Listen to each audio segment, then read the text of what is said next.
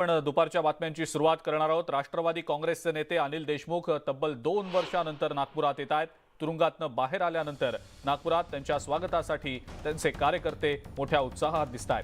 अनिल देशमुख यांचा नागपूरमधला जो बंगला आहे त्या बंगल्याची सुद्धा आता सजावट सुरू असल्याचं समजतंय। बंगल्यावर लाइटिंग लावली जाते, पेंटिंगचं काम सुरू आहे। शिवाय त्यांच्या घरी कार्यकर्त्यांची वर्दळ देखील वाढलेली आहे। आज राष्ट्रवादी काँग्रेसची नागपुरात बाईक रॅली आहे।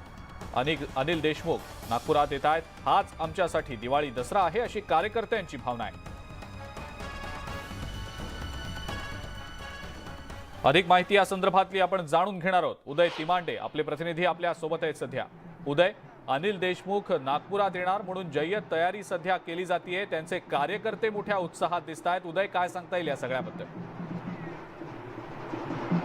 खरं तर 21 महिन्यानंतर जे आहे ते अनिल देशमुख नागपुरात दाखल होतो आणि त्यांच्या स्वागतासाठी जे आहे ते नागपूर विमानतळावर कार्यकर्त्यांची गर्दी झाली। आपण पाहतोय की अनिल देशमुख यांचं स्वागत करण्यासाठी जे आहे ते महिलांनी आरतीचं ताट हातात घेतलेलं आहे।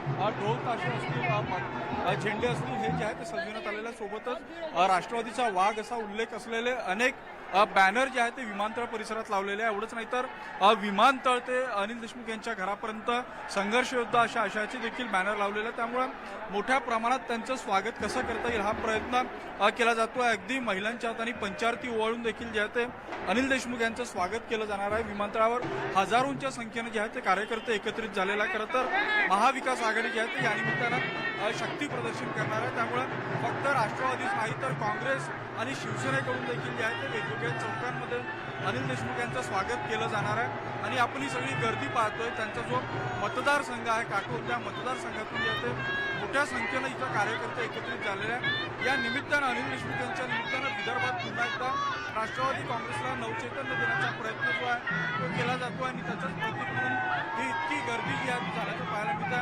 राष्ट्रवादी काँग्रेसच्या कुठल्या नेत्यांच्या स्वागतासाठी इतकी गर्दी झाल्याचा हा पहिला प्रसंग आहे, कारण हजारोच्या संख्येमध्ये जे आहेत ते नक्कीच काही महिला देखील आपण त्यांच्याकडून जाणून घेऊया काय त्यांच्या भावना आहेत। मला सांगा, आज तुमचे अनिल देशमुख नागपुरात येत आहे, काय तुमची प्रतिक्रिया?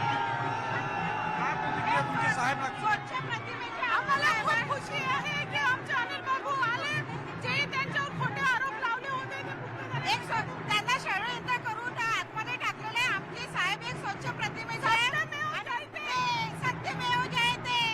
सत्यमेव जयते अशा प्रतिक्रिया ज्या आहेत त्या महिलांकडून दिल्या जातात। आरतीचं ताट घेऊन जे आहेत त्या काही महिला आहेत, आरतीचं ताट हातात घेतलेला कसं स्वागत करणार आहात साहेबांचं?